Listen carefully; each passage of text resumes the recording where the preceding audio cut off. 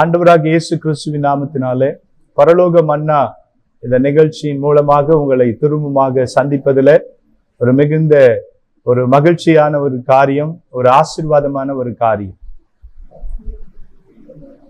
தகுதி இல்லாத எங்களையும் தேவன் தகுதிப்படுத்தி கிருபையினாலே கர்த்தர் இன்றைக்கு நிலைநிற்கும்படியாக செய்திருக்கிறார்.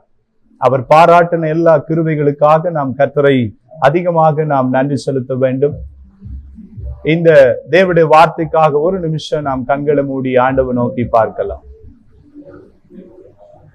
ஒருவரும் சேரா ஒளியினில் வாசம் செய்திடும் எங்கள் தேவனே, மனிதருள் யாரும் கண்டிரா மகிமையுடையவர் எங்கள் தேவனே. நீரே உன்னத, நீரே பரிசுத்த, நீரே மகத்துவ, உம்மை ஆராதிப்பே. அவர் ஒருவரே உன்னதமானவர், அவர் ஒருவரே பரிசுத்த, அவர் எல்லா நாமத்திற்கும் மேலான நாமத்தை உடையவர். இயேசுவின் நாமத்தில் கேட்கிறோம் எங்கள் நல்ல பிதாவே, ஆமென். இந்த நாட்களிலும் தொடர்ந்து உங்களோடு நான் தேவனுடைய வார்த்தையை நான் பகிர்ந்து கொள்ளும்படியாக ஒரு தலைப்போடு உங்களோடு நான் பகிர்ந்து கொள்ள நான் விரும்புகிறேன். லூக்கா எழுதின சுவிசேஷ புஸ்தகம் 10ஆம் அதிகாரம் வசனம் 38வது வசனத்திலிருந்து 42வது வசனம் கடைசி வசனம் வரைக்கும் இந்த நாட்களிலே நாம் தியானிக்கும்படியாக இருக்கிறோம். இது எல்லாருக்கும் தெரிந்த ஒரு பகுதியாக, பிரபலமானதாக, எல்லா பிரசங்கங்களும் எல்லா போதகர்களும் பேசக்கூடிய ஒரு வார்த்தையாக, ஒரு பகுதியாகவே இது இருக்கிறது. ஆகவே இந்த நாட்களும் இந்த பரலோக மன்னா இந்த நிகழ்ச்சி மூலமாக இந்த பகுதியை உங்களோடு நான் பகிர்ந்து கொள்வதில் நான் மிகுந்த சந்தோஷப்படுகிறேன். நான் விசுவாசிக்கிறேன் நேயர்களே, கர்த்தர் உங்களோடு கூட பேசுவாராக. இந்த வசனம் இப்படி சொல்லுகிறது. நமக்கு எல்லாருக்கும் தெரிந்த ஒரு பகுதி. பெத்தானியா என்கிற பட்டணத்திற்கு இயேசு கிறிஸ்து போகிறார். அந்த பட்டணத்துல தேவன் நேசிக்கிற ஒரு குடும்பமாக மாத்தாள், மரியாள் என்கிற 2 சகோதரிகள் இருந்தார்கள் என்று நமக்கு நன்றாக தெரியும். இவர்களுடைய வாழ்க்கையில நடந்த அல்லது இந்த பகுதி மூலமாக நான் உங்களோடு கூட 3 கேள்விகளை வைத்து நான் உங்களோடு இந்த தேவனுடைய வார்த்தையை பகிர்ந்து கொள்ளும்படி நான் விரும்புகிறேன். இந்த செய்திக்கு தலைப்பாக நான் வைக்க வேண்டுமானால் தேவையானது ஒன்று.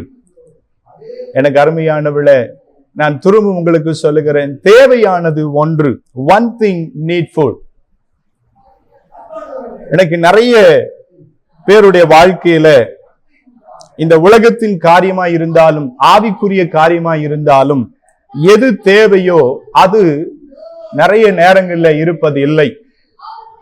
எது தேவையில்லாம இருக்கணுமோ அது நிறையவே நம்ம வாழ்க்கையில இருக்கிறது.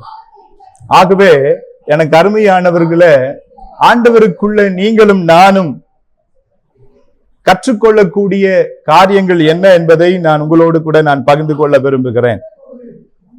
திரும்ப சொல்லுகிறேன், எது முக்கியமோ அது நம்ம வாழ்க்கையில இருப்பதில்லை. எது முக்கியம் இல்லையோ அது நிறைய நம்ம வாழ்க்கையில இருக்கிறது. எது தேவை என்பதை இன்றைக்கு நாம் உணராமலே இருந்து கொண்டிருக்கிறோம். ஆகவே கர்த்தர் இந்த நாட்கள் உங்களோடு கூட ஆண்டவர் பேசுவாராக. 3 கேள்விகளை நான் உங்களோடு கூட இந்த சம்பவத்தின் மூலமா வைக்க விரும்புகிறேன். முதல் கேள்வியாக, நம்முடைய கவலைகள் எதை சார்ந்ததாக இருக்கிறது? இரண்டாவது ஒரு கேள்வி, நம்முடைய உண்மையான தேவை என்ன என்பதை நான் இந்த கேள்வியை 2வதாக உங்க மத்தியில வைக்க விரும்புகிறேன்.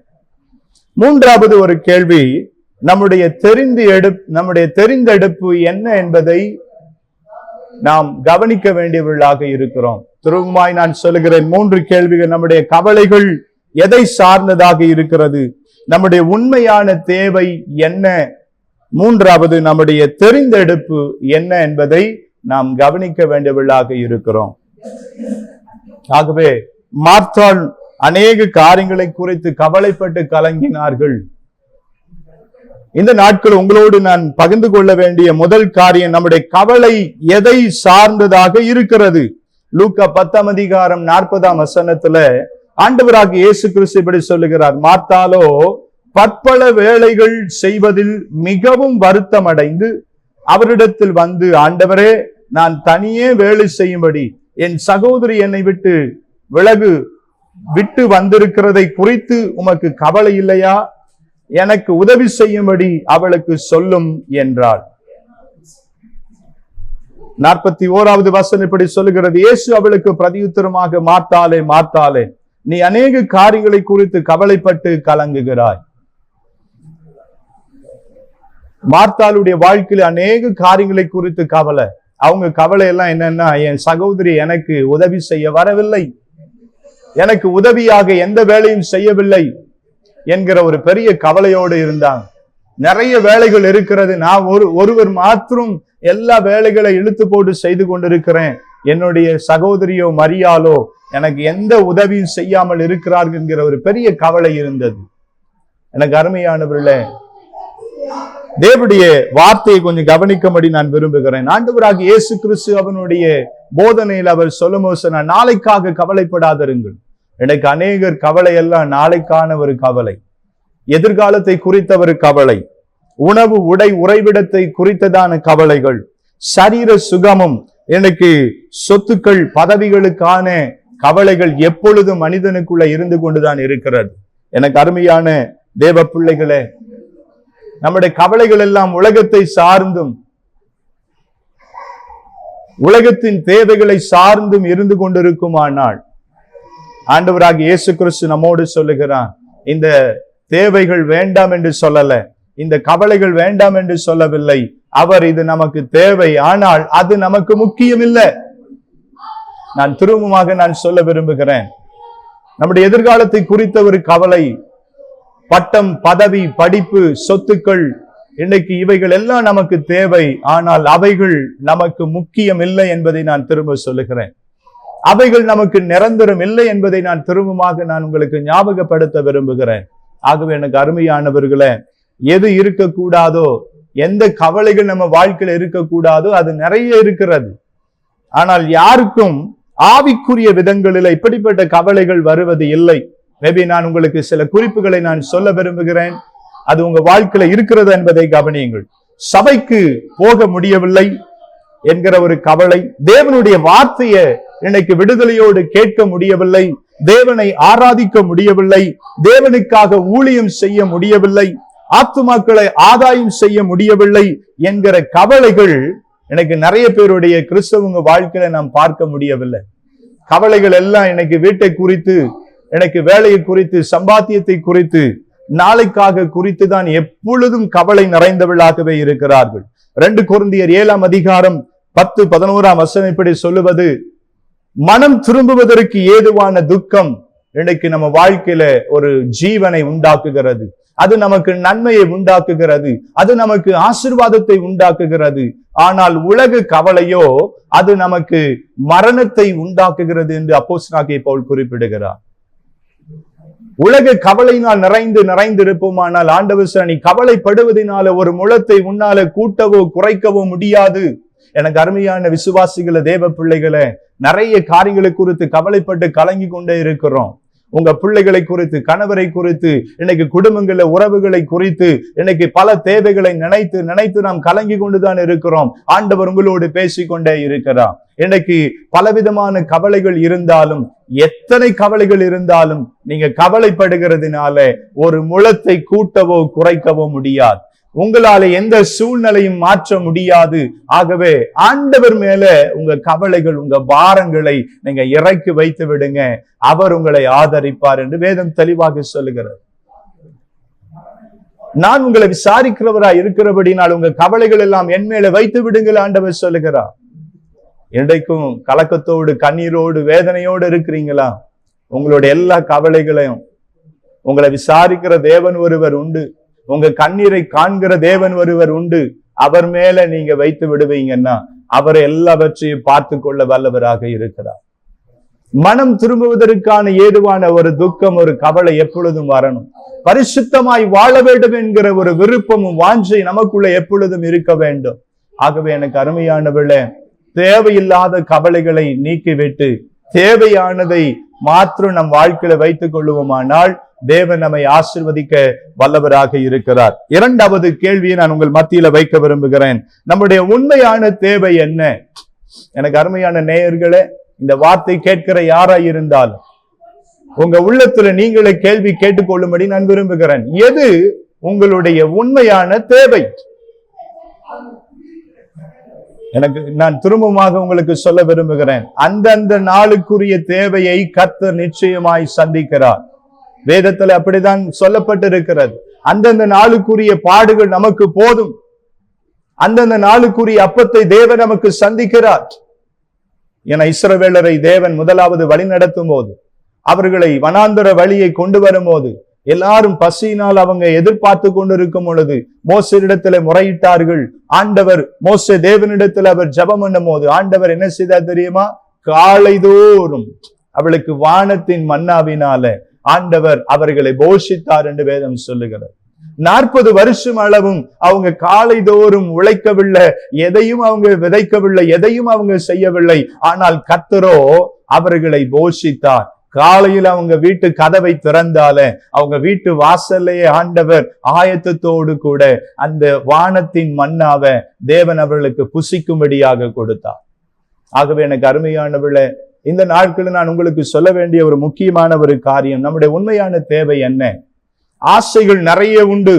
இது வேண்டும், அது வேணும், இப்படி இருக்கணும், அப்படி இருக்கணும், இது இருந்தா நல்லா இருக்கும் என்று சொல்லி நாம் பல ஆசை உடையவர்களாய் இருக்கிறோம். ஆசை வேறு, தேவை வேறு என்பதை நான் திரும்ப ஞாபகப்படுத்த விரும்புகிறேன். நீங்க ஆசைப்படுகிறதை எல்லாம் பெற்றுக்கொள்ள வேண்டுமானால் ஆண்டவர் அதற்கு நேரங்களை காலங்களை வைத்திருக்கிறார். உனக்கு எது முக்கியமான தேவையோ அதை என் தேவன் உங்களுக்கு சந்திக்க அவர் வல்லவராக இருக்கிறார். உங்களுக்கு இப்பொழுது கார் வேண்டும் நீங்க விரும்பினா ஆண்டவர் பார்க்கிறார், உண்மையாவே உங்களுக்கு இப்போ கார் தேவையா? உண்மையாவே இந்த தேவையோடு இருக்கிறார்களா என்பதை தேவன் பார்க்கிறார். எது முக்கிய தேவையோ அந்த தேவையை கர்த்தர் உங்களுக்கு சந்திக்க வல்லவராக இருக்கிறார். எனக்கு அருமையானவர்களே, நம்முடைய உண்மையான தேவை என்ன? நிறைய பேருடைய வாழ்க்கையில இன்னைக்கு தேவன் வேதம் 3 காரியத்தை நான் உங்களுக்கு சொல்லபடி ஞாபகப்படுத்தும்படி நான் விரும்புகிறேன். நம்முடைய உண்மையான தேவை தேவனை அன்பு செய்வது. இரண்டாவது, தேவனுடைய வார்த்தையை நேசித்து தியானிப்பது. மூன்றாவது, நம்முடைய தேவை தேவ சமூகம் என்பதை நாம் மறந்து போக வேண்டாம். திரும்பவும் நான் சொல்லுகிறேன், மத்தேயு 22 அதிகாரம் 37 வசனம் 38 வசனம் இப்படி நமக்கு குறிப்பிடுகிறது.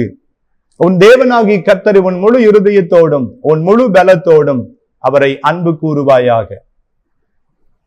தேவனை நாம் அன்பு கூற வேண்டும் என்பதும் தேவனை நாம் தெரிந்து கொள்ள வேண்டும் என்பதும் நம்முடைய முதன்மையான தேவையாக இருக்கிறது. இரண்டாவது, தேவனுடைய வார்த்தையை தியானிப்பதும் தேவனுடைய வார்த்தையை நேசிப்பதும் நம்முடைய முக்கிய தேவையாக இருக்கிறது. மத்தேயு 6 அதிகாரம் 33 வசனம் சொல்லுகிறது, முதலாவது தேவனுடைய ராஜ்யத்தை அவருடைய நீதியை தேடுங்கள். சங்கீதம் 27:4-5 வசனம் இப்படி சொல்லுகிறது, தேவ சமூகத்தை குறித்ததான ஒரு தேவை உள்ளவர்களாக நாம் இருக்கிறோம். 96 சங்கீதம் 6 வசனம் இப்படி குறிப்பிடுகிறது, அவருடைய சமூகத்துல வல்லமையும் மகிமையும் நிறைந்திருக்கிறது.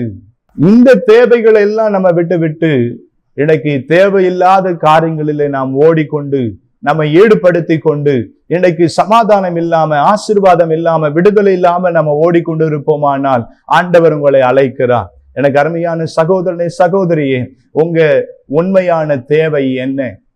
உங்கள் ஆத்துமாவில விடுதலை இல்லாம இருக்கிறீங்களே, உங்க பாவ வாழ்க்கையில விடுதலை இல்லாம இருக்கிறீங்களே, உங்க குடும்ப வாழ்க்கையில சமாதானம் ஒருமனம் இல்லாம இருப்பீர்களானா உங்க முதன்மையான ஒரு தேவை, உண்மையான தேவை தேவனை அன்பு கூறுவது, தேவனை தெரிந்து கொள்வதுதான் அது உண்மையான தேவையாக இருக்கிறது.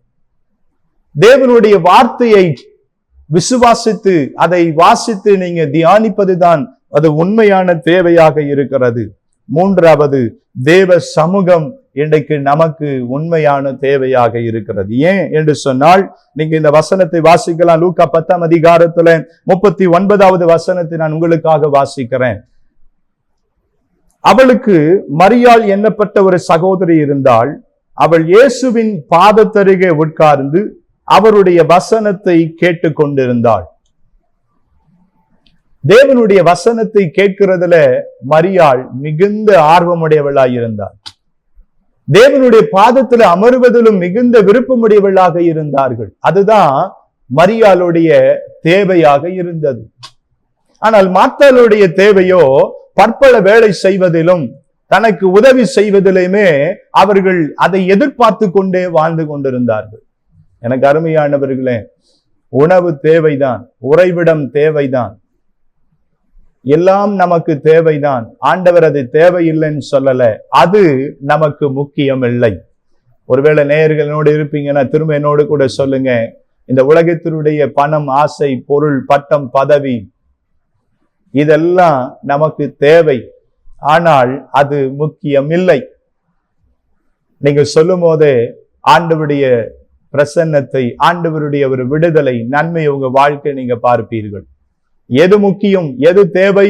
தேவனுடைய சமூகம் நமக்கு தேவையாக இருக்கிறது. தேவனுடைய வார்த்தை நமக்கு தேவையாக இருக்கிறது. தேவனை அன்பு செய்வது நமக்கு தேவையாக இருக்கிறது. தாவீது சங்கீதத்தில் எழுதும் போது 27ஆம் சங்கீதம் 4:5 வசனம் சொல்லுகிறான், ஆண்டவரே, உம்முடைய ஆலயத்தில் நான் தங்கி இருப்பதையே நான் விரும்புகிறேன். ஒரு விஷயத்தை நான் உம்மிடத்துல கேட்கிறேன்ப்பா, உம்முடைய ஆலயத்தில் நான் தங்கி இருக்கணும், நான் ஆராய்ச்சி செய்யணும், உங்க சமூகத்துல நான் நிறைந்திருக்க வேண்டும், அதையே நான் வாஞ்சிக்கிறேன் என்று தாவீது சொல்லுகிறார். எனக்கு அருமையானவர்களே, இது கடைசி காலம் என்பதை மறந்து போகாதிருங்கள். இந்த கடைசி காலத்துல எது உங்களுடைய உண்மையான தேவையாக இருக்கிறது? இந்த உலகத்தின் பின்னாடி, உலகத்தின் ஆசை இச்சைகளை தேடி தேடி ஓடிக்கொண்டிருப்போமானால் அது ஒரு நாளும் உங்களை திருப்திப்படுத்துவதில்லை. எந்த பணமும் எந்த காரியமும் உங்களை திருப்திப்படுத்த முடியாது. எந்த உறவுகளும் உங்களை திருப்திப்படுத்த முடியாது. திருப்தியற்ற வாழ்க்கையில நாம் ஓடிக்கொண்டு இருக்கிறோம் என்பதை மறந்து போக வேண்டாம். தேவ சமூகம் மாத்திரமே, தேவனுடைய வார்த்தை மாத்திரமே, என் தேவன் மாத்திரமே உங்களை என்னை திருப்திப்படுத்தும்படியாக ஒரு சமாதானம் உள்ள ஒரு வாழ்க்கை வாழ, போதும் என்கிற மனதுடையவர்களாய் வாழ தேவன் நமக்கு உதவி செய்ய அவர் வல்லவராக இருக்கிறார். அதை நீங்க மறந்து போகாதிருங்கள். எல்லா தேவைகளுக்கும் பிரச்சனைகளுக்கும் இந்த 3 காரியங்கள் நமக்கு தீர்வை உண்டாக்குகிறது. பிரச்சனைகள், கவலைகள், வருத்தங்கள், பாரங்கள் எல்லாம் உண்டு. ஆனா இதெல்லாம் மாற வேண்டுமானா இன்னைக்கு நாம் தேவனை அன்பு செய்ய வேண்டும். தேவனை நாம் தேடுகிறவர்களா இருக்க வேண்டும். இரண்டாவது, திரும்ப நான் ஞாபகப்படுத்துகிறேன், தேவனுடைய வார்த்தையை விசுவாசித்து நாம் வாசித்து தியானிக்கிறவர்களா இருக்க வேண்டும்.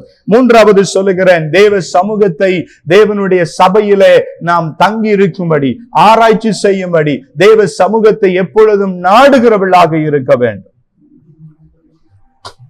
தேவையில்லாத செலவுகள், தேவையில்லாத பிரச்சனைகள், தேவையில்லாத பேச்சுகள், தேவையில்லாத கெட்ட நண்பர்கள், தேவையில்லாத தீய பழக்க வழக்கங்களை இன்னைக்கு நம்ம வாழ்க்கையில நிறைத்து வைத்திருப்போமானால் ஆண்டவர் இன்றைக்கு சொல்லுகிறார், அவைகள் எல்லாம் தூக்கி எறியுங்க, அவளை விட்டு வெளியில வாங்க. தேவையான 3 காரியத்தை உங்க வாழ்க்கையில நீங்க வைத்துக் கொள்ளும் பொழுது நிச்சயமாக தேவன் உங்களை உயர்த்தி ஆசீர்வதிப்பார் என்கிறதுல எந்த சந்தேகமும் இல்லை. மத்தேயு 6ஆம் அதிகாரம் 8வது வசனம் இப்படி சொல்லுகிறது, நமக்கு என்ன தேவை என்பதை பரமபிதா அவர் அறிந்திருக்கிறார் என்று வேதம் சொல்லுகிறது. மத்தேயு 6ஆம் அதிகாரம் 8ஆம் வசனம் திரும்ப சொல்லுகிறேன், நமக்கு என்ன தேவை, அன்றாட வாழ்க்கையில நமக்கு தேவை என்ன என்பதை பரமபிதா அறிந்திருக்கிறார். அவரே உங்க தேவைகளை சந்திக்க வல்லவராக இருக்கிறார். எது உங்களுக்கு முக்கிய தேவையோ அந்த தேவைகளை என் தேவன் நிச்சயமாய் சந்திப்பார். விசுவாசியுங்கள், சோர்ந்து போகாதிருங்கள். என் வாழ்க்கையில அற்புதம் நடக்கல, என் வாழ்க்கையில நன்மை நடக்கல, என் வாழ்க்கையில ஆண்டவர் எதையும் செய்யல என்று சொல்லாதிருங்கள். அவர் ஒவ்வொரு நிமிஷம் அவர் நம்ம வாழ்க்கையில நல்லவராக இருக்கிறார். அவர் நன்மை செய்து கொண்டே இருக்கிறார். அவர் அற்புதம் செய்து கொண்டே இருக்கிறார். ஒருவேளை நாம் அதை உணராமல் இருந்திருக்கலாம். எனக்கு அருமையானவர்களே, இன்னைக்கு உங்களை போஷித்து, உங்களை பராமரித்து, உங்களை பாதுகாத்து, உங்களை நடத்துகிற தேவன் ஒருவர் உண்டு என்பதை நீங்களும் நானும் மறந்து போய்விட வேண்டாம். கடைசி 3வது ஒரு கேள்வியாக நம்முடைய தெரிந்தெடுப்பு என்ன என்கிற அந்த கேள்வி உங்கள் மத்தியில நான் வைக்க விரும்புகிறேன்.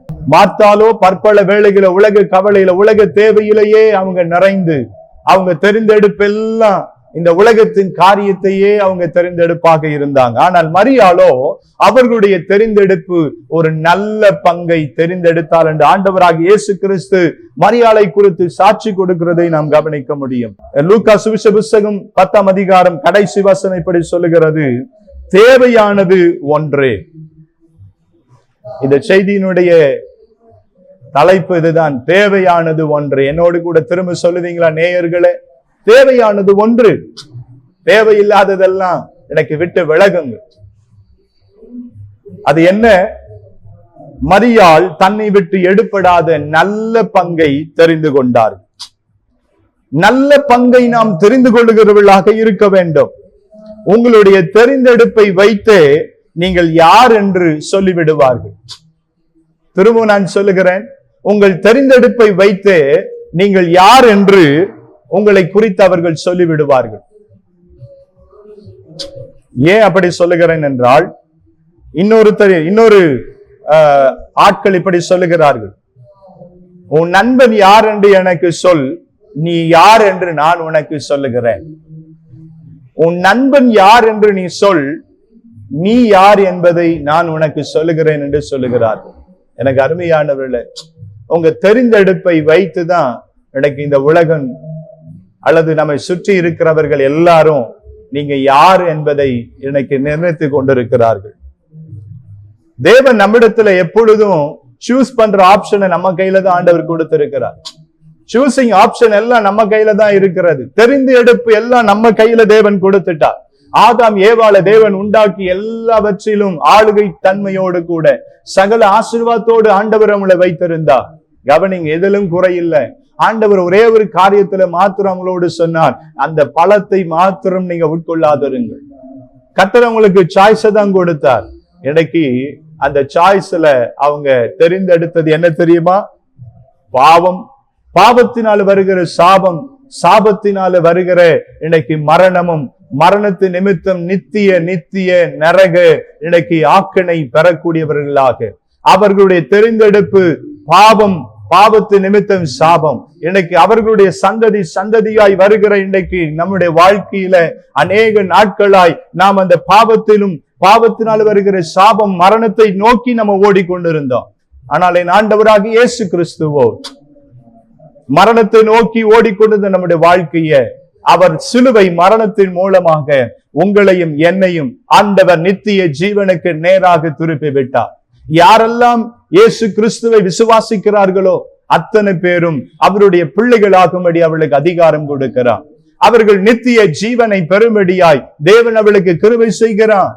அவருடைய சிலுவை மரணம் இன்னைக்கு மரணத்தை நோக்கி நித்திய நரகத்தை நோக்கி ஓடிக்கொண்டிருந்தவர்களை என் தேவன் அவருடைய நித்திய ஜீவனுக்கு நேராக எனக்கு ஓடும்படியாய் திருப்பி விட்டார். நான் மாத்திரம் ஓடுவதல்ல, என்னுடைய சந்ததியும் தேவனை நோக்கி நித்திய ஜீவனை நோக்கி ஓடுகிற ஒரு சந்ததியாய் கர்த்தர் மாற்றுகிறார். எனக்கு அருமையானவர்களே, உங்க தெரிந்தெடுப்பு என்னவாக இருக்கிறது?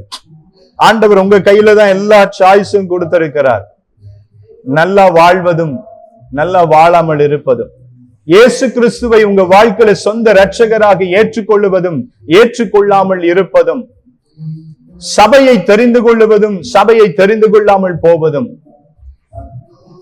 ஆண்டவர் அந்த சாய்ஸ் எல்லாம் உங்க கையில கொடுத்திருக்கிறார்.